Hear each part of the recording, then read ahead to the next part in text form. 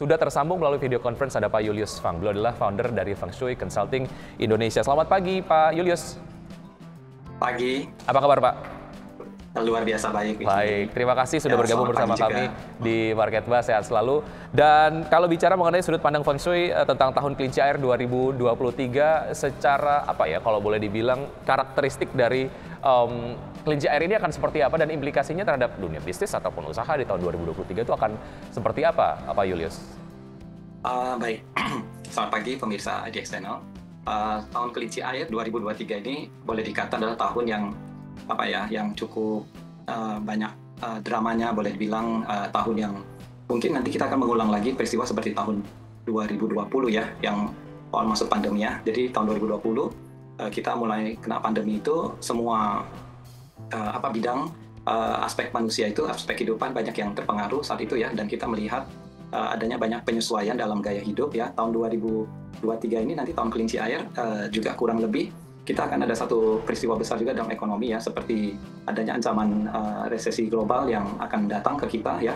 Itu yang sisi yang kurangnya, tetapi yang sisi positifnya yang masih bisa kita lihat adalah adanya pandemi yang lebih terkendali, dan hopefully semoga sudah titik terang di tahun 2023 ini. Dan apa yang perlu dilihat dari sudut pandang bisnis adalah para pelaku bisnis maupun investor disarankan untuk lebih mawas diri dalam mengantisipasi investasinya ya. Kita mengambil tahun ini adalah tahun yang sensitif, pesimis, misterius, imajinatif, dan romantis dari luarnya, tapi dari dalamnya adalah tahun yang ada confidence-nya masih ya, ada ekspresif, tahun yang perjuangan di mana pertumbuhan itu akan dicapai dengan kerja keras, jadi dengan demikian tumbuhnya perlahan ya, dan orang-orang masih kurang sabar untuk mau cepat bisa bangkit, tetapi kelihatannya kita harus tahu limit kita ya, jangan memaksakan keberuntungan kita ya. Jadi tahun ini banyak orang yang akan berpikir nafsu besar tapi tenaganya kurang seperti itu. Jadi disarankan untuk lebih tahu batasan kita, raih tujuan kita itu sesuai dengan kemampuan. Intinya seperti itu, Iki. Artinya harus lebih berhati-hati, tapi kemudian masih tetap ada chance ataupun mungkin kesempatan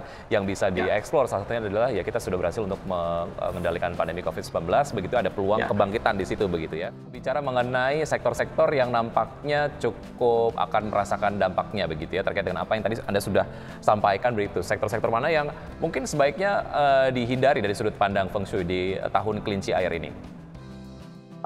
Kalau bicara tentang sektor tentu sangat variatif ya, tetapi kalau kita melihat bahwa sektor yang agak lebih challenging di tahun kelinci air itu ada dua ya, yaitu pertama adalah sektor berelemen kayu karena kompetisinya sangat tinggi, dan sektor berelemen air. Ya, sektor elemen kayu itu seperti produk tekstil ya, kemudian pendidikan, kemudian medical herbal seperti itu ya, produk yang relate ke sesuatu yang sifatnya produk-produk hasil kayu ya, seperti bumi seperti itu ya, agraria, produk-produk kreatif seperti itu. Ini yang perlu diperhatikan adalah dalam hal marketingnya mungkin harus lebih pasang strategi lah ya, kurang lebih. Kemudian yang sektor berelemen air itu seperti sektor traveling ya, tahun ini ada pertumbuhan, tetapi di tahun kelinci air kemungkinannya agak sedikit terkendali ya, artinya kurang bisa begitu bertumbuh terlalu hebat dibandingkan dengan tahun 2022. Kemudian yang berelemen air antara lagi adalah yang berhubungan dengan bisnis logistik, yang berhubungan dengan transportasi seperti itu ya, serta yang berhubungan dengan turisme seperti itu. Nah, itu kurang lebih adalah bisnis yang masih menantang di tahun 2023. Akan ada challenge-challenge untuk sektor-sektor bisnis tadi begitu yang ada hubungannya dengan elemen kayu dan juga air begitu ya. Lalu bagaimana dengan sektor-sektor yang nampaknya cukup resilient di tahun 2023 di tahun kelinci air ini, Pak Julius? Mana yang elemen-elemen usaha mana yang nampaknya ini masih cukup positif pergerakannya?